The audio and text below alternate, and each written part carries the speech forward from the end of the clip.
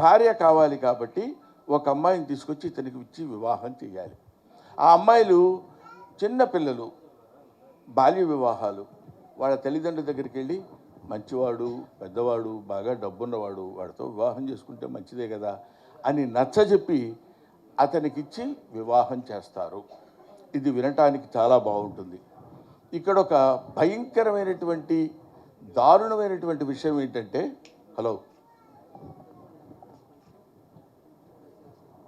మీరు మాట్లాడుతుంటే లేకపోతే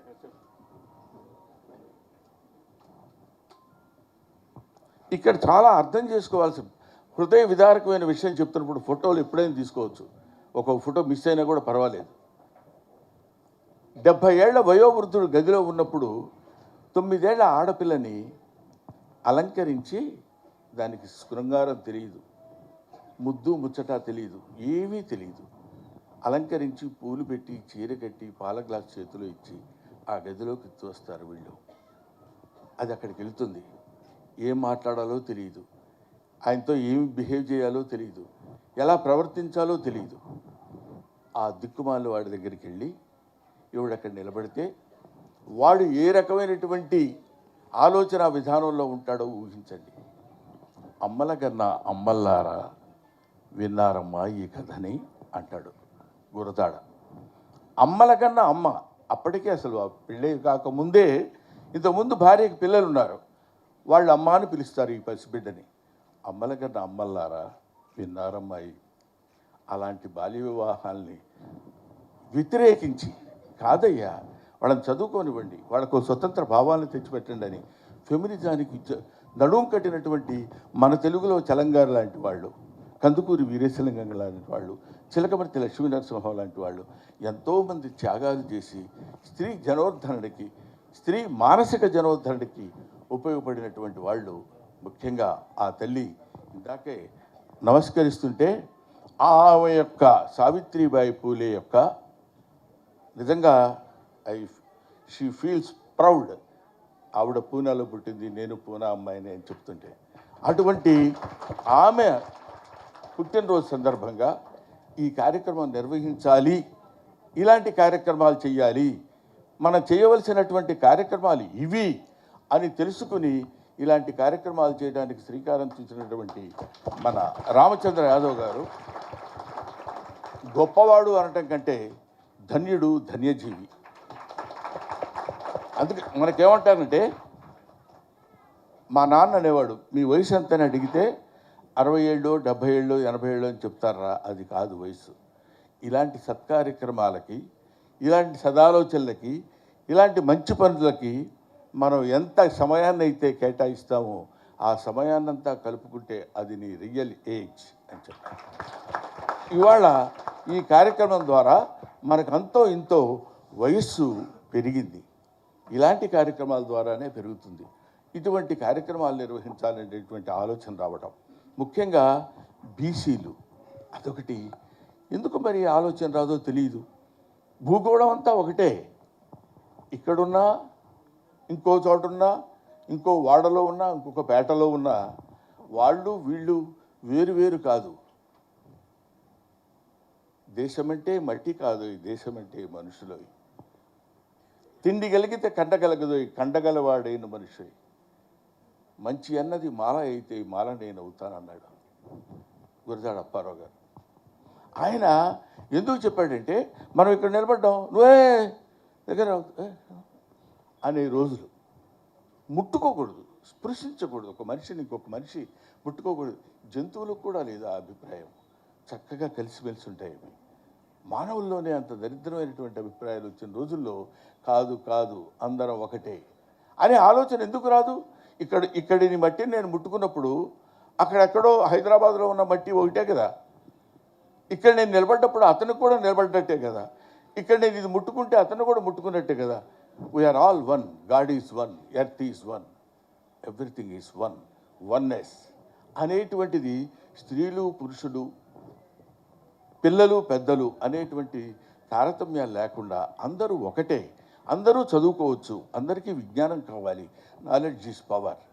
తమసోమా జ్యోతిర్గమయ, అసతోమా సద్గమయ, మృత్యోర్మ అమృతంగమయ్య అని చెప్పినటువంటి గౌతమ్ బుద్ధుడు ఎట్లాంటి అద్భుతమైనటువంటి మాటలు చెప్పాడో చూడండి. మీరు రాకూడదు, మీరు చదువుకోకూడదు, మీరు చదువుకుంటే ఇట్లాంటి దారుణమైనటువంటి స్థితులు ఏర్పడతాయని భయపెట్టి చదువుకి దూరంగా ఉంచి వేదాలను అసలు ముట్టుకోకూడదు స్త్రీలు అని చెప్పిన రోజుల్లో ఇవాళ మనం ఈజీగా సావిత్రిబాయి పూలే గురించి ఆవిడ చాలా గొప్పది, ఎంతో సంఘ సంస్కర్త, ఇలాంటి ఆడవాళ్ళ గురించి ఎంతో కష్టపడింది అని చెప్పడం కాదు.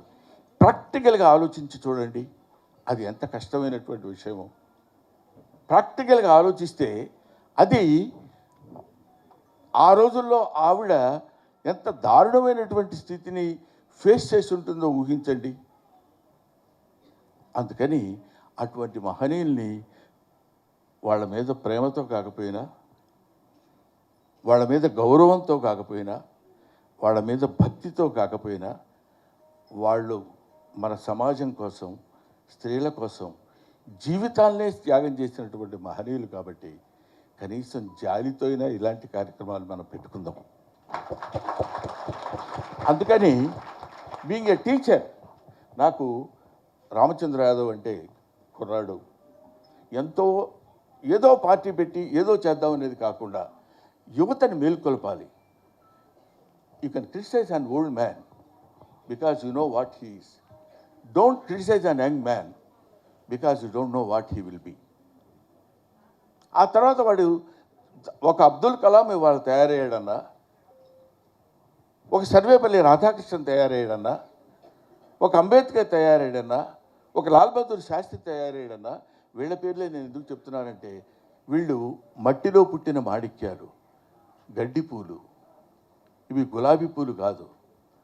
ఎడమ చేత్తో పుస్తకాలు పట్టుకుని కుడి చేత్తో ఈదుకుంటూ సముద్రాన్ని గంగా నదిని వెళ్ళి అవతల ఒడ్డుకి వెళ్ళి అక్కడ స్కూల్లో పాఠాలు చెప్తుంటే విని చదువుకొని పెరిగినటువంటి అంబేద్కర్ గురించి మనం తెలుసుకోవాలి. ఎంతమంది నడుం కట్టి ఇదిగో మాకు ఈ చదువు కావాలి, ఈ చదువు కావాలని చదువు కోసం పిచ్చి పిచ్చిగా తాపత్రయపడి చదువుకుని పైకొచ్చి ఇవాళ ఇంటి ముందు పేపర్ కట్టలు వేసి పాల ప్యాకెట్లు వేసినటువంటి అబ్దుల్ కలాం చచ్చిపోయే నాటికి తన నెల జీతం 4,000 చిల్లర ఉన్నటువంటి లాల్ బహదూర్ శాస్త్రి ప్రధానమంత్రిగా చేసినటువంటి వ్యక్తి. ఇలాంటి నిజాయితీ పరులు ఈ భారతదేశంలో పుట్టి పెరిగి ఎంతో సంఘ సేవలు, ఎంతో రకమైనటువంటి ఈ హ్యూమన్ కమ్యూనిటీ బాగుండాలని కోరుకునేటువంటి వాళ్ళు ఉన్నారు అని మనకి తెలియపరచడం కోసం అలాంటి సావిత్రిబాయి పూలే లాంటి మహాతల్లి పుట్టింది ఈ గడ్డ మీద. ఇక్కడ మనకి రాజమండ్రి పరిసర ప్రాంతాల్లో మనం చెప్పుకోవాలనుకుంటే డొక్కా సీతమ్మ లాంటి వాళ్ళు. ఆకలి గురించి తెలియడం వేరు. అబ్బా చాలా ఆకలిగా ఉందండి, పాపం సమయానికి ఇంత ముద్ద పెట్టాడు, కడుపు నిండిపోయింది అని అనుకోవడం వేరు. ఒకళ్ళక ఇద్దరిక అసలు ఒకళ్ళకి పెట్టడం ఏంటండి, అది ఎంత దారుణమైనటువంటి విషయం.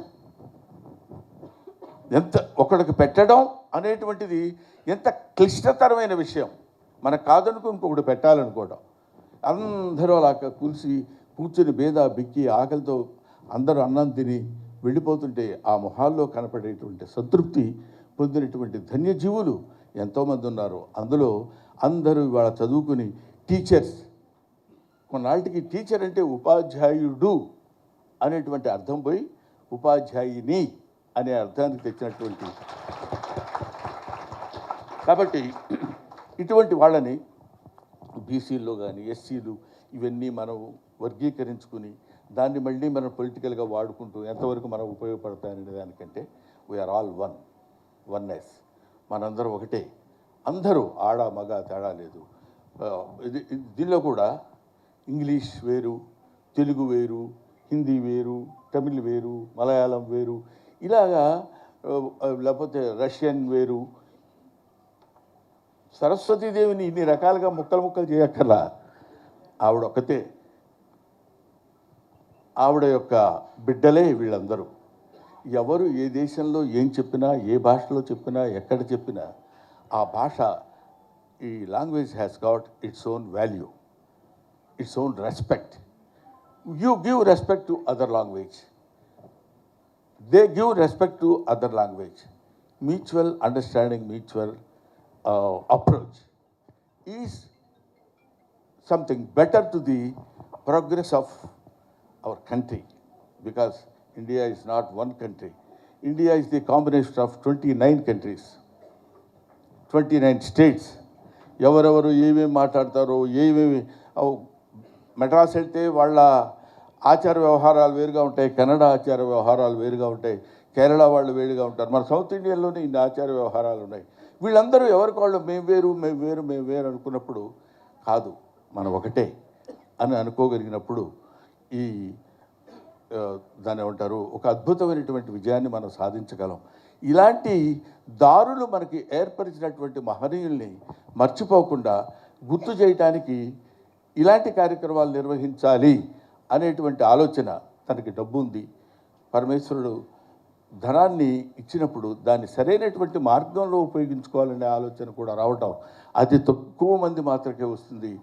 అందులో నా మిత్రుడు రామచంద్ర యాదవ్కి ఇలాంటి ఆలోచనలు కలగటం. ఆయన మాట్లాడుతున్నప్పుడు కూడా పెద్ద పొలిటికల్ లీడర్ లాగా పొలిటికల్ స్పీచ్ ఉండదు. When time occurs he will show what he is. అక్కడ he will be son to his mother, he will be father to his kids, and will be friend to friend, he will be enemy to enemy. Okay, కాబట్టి ఇటువంటి కార్యక్రమాలు నిర్వహిస్తున్న రామచంద్ర యాదవ్ గారు ఇంకా ఇంకా ఇంకా ఎన్నో మంచి కార్యక్రమాలు నిర్వహించి మనమని మిమ్మల్ని ఎందుకు అంటున్నానంటే, ఇంతకుముందు నేను కూడా టీచర్నే కాబట్టి మన కమ్యూనిటీ వాళ్ళు ఎంతో ఇంతకుముందు మాస్టర్ వీధిలో వస్తున్నారంటే ఆడ మగ అనేది లేకుండా అందరూ లోపలికి వెళ్ళిపోయి తలుపులు వేసుకునేవాళ్ళు. భయం మాస్టర్ అంటే. ఇప్పుడు మాస్టర్ ఎవరంటే కొంచెం చాదస్తంగా ఉండొచ్చేమో, కానీ ఎవరైనా మాస్టర్ ఇలా కొట్టారంటే ఇమీడియట్గా పోలీస్ స్టేషన్కి వెళ్తున్నారు. అది ఈ మధ్య నేను చూస్తున్నా. అది చూడండి, ఇదిగోండి, ఇది క్లోజ్ షాట్ చూపిస్తారు వీళ్ళు. ఇక్కడ ఉంది చూడండి మరక. అందువల్ల అది వై హీఈస్ బీటింగ్, ఎందుకు కొడుతున్నాడు అంటానికి మీకు ఒక చిన్న జోక్ ఒకటి చెప్పేసి జోవియల్గా ఉంటుంది. There is message in that. అందుకని చెప్తున్నాను ఒకటి. మేము చిన్నప్పుడు మా మాస్టర్ని గొడవ చేసేవాళ్ళం. మాస్టర్ని గొడవ చేయనివాడు ఎవడు ఉంటాడు? అది గమ్మత్తు తెలుసా? రాజు మాస్టర్ వచ్చి క్లాస్లో కూర్చునేటప్పుడు